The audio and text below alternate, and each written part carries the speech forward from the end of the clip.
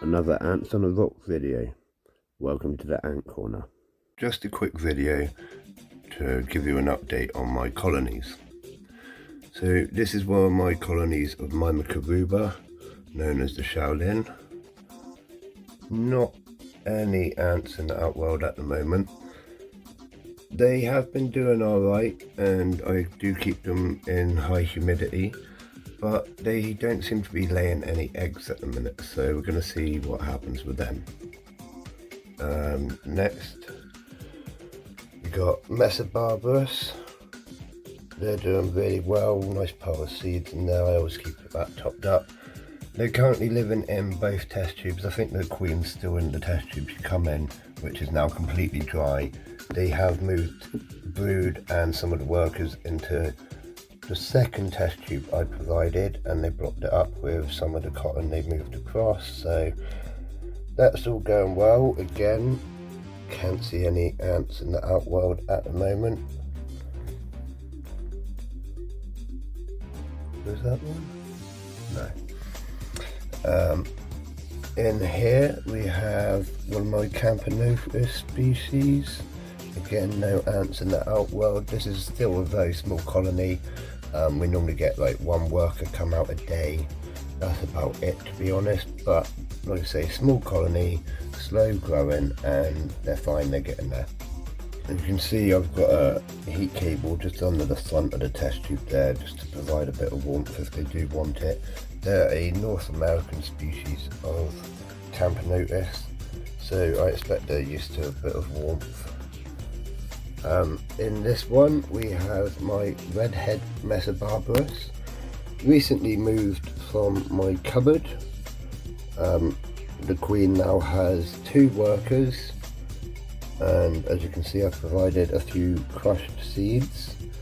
The reason I've moved them out already is because the first worker that she had already died, so having 2 new workers, I thought, well, I'd like to provide some food source for them and just give them that little bit of self-preservation. They have more of a chance to deal with things themselves rather than being blocked in that test tube. And I have seen workers coming out and exploring and taking some of the food bits back in just yesterday, so that's quite an exciting thing.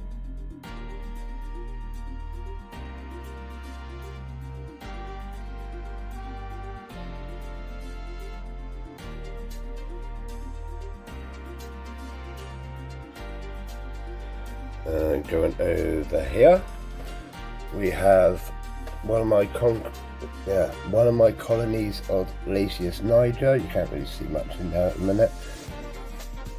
I did put in this ant hut nest just to see if they would move in, because they're currently living in the drainage layer somewhere, and they come in there. They've got little tunnels which go down into the drainage layer. Quite annoying, really. I provided a big hill that they haven't moved into, and I provided the nest that they haven't moved into. So we'll see what happens. I'm sure they'll run out of space eventually and go looking for more nesting space, at what point I will catch them out and they'll either move into the big hill I provided, or the nest, or I'll do something. I'll come up with something, I always do. Next we got isopods and springtails living in there. Sorry for the awful reflections. Loads and loads of springtails and isopods living in this one. Springtails in that one. Another colony of Colonies niger. These are known as the Rebels. Again, still living in their test tube, almost completely dry. They have got an ant hut nest provided, which I keep watering, but they haven't yet moved in. We can check. No, they've just moved in, lots of sand, so that's helpful. But we all know Colonies niger don't really like to move. The queen will stay there until she dies if she has to. But I'm not too worried I'm sure they'll drag her out and move her to a suitable spot when they do run out of water completely. I do provide water and whatnot in the towers, as you can see, so they have got fresh water all the time. Behind that is my cultures of Mario worms. There's a couple of beetles in each one just breeding. In here we have my Murano Plus bicolor. It's a bit flickery because of the heat light. I don't know why it does that. Again, you can't actually see many of them out in the outworld, but this is one of my very active colonies. There's loads of workers. They love to dig, as we know.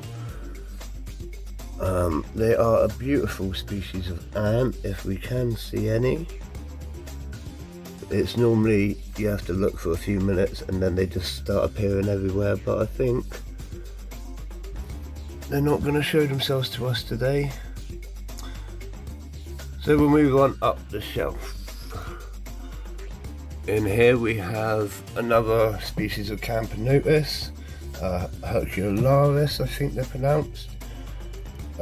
Again, small colony, we know them. I don't pick them up ever. I don't know how many's in there. I don't know how they're doing, but I do know that they come out and feed regularly, normally in the evenings at the moment.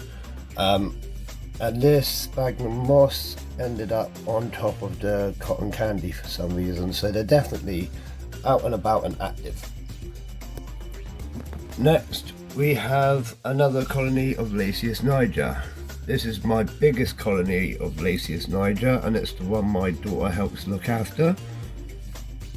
There's normally a few running about in here. Little bit of worm that I need to take out. We can have a look at the tunnels.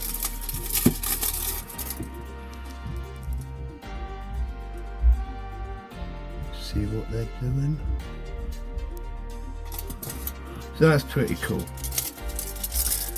They're doing really well, but they do seem to escape occasionally. I need to keep the fluon barrier really good on it. This lid, although I don't use a heat source on it, the lid has warped, which is really annoying because I like this nest a lot, but that's quite a serious warp, as you can see. So yeah, I'm gonna have to deal with that somehow. Potentially I'm gonna have to move the colony into a different nest, which is gonna be a nightmare because again, Lasius niger do not move. So we'll see what happens with that. I might be able to secure the top section a bit better, put a meshing over it or something, and provide a new outworld to feed into. As they're getting into a larger colony now, I can start thinking about expansion. Anyways, moving on up the shelf.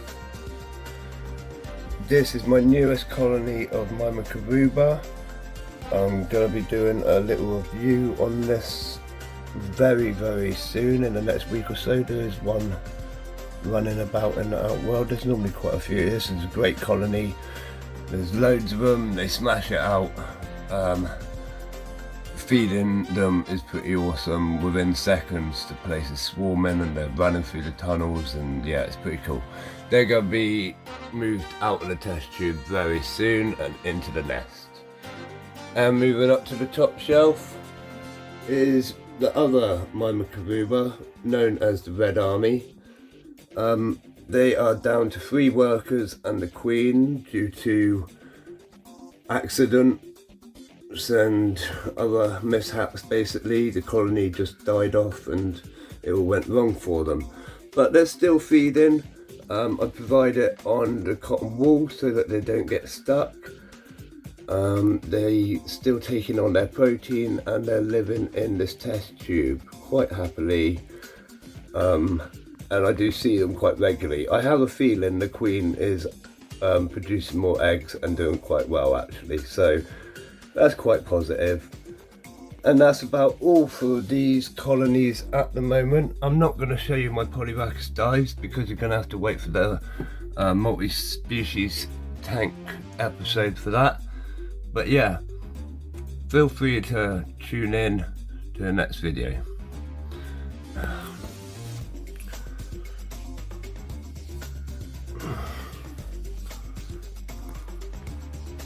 See you again, ant fans.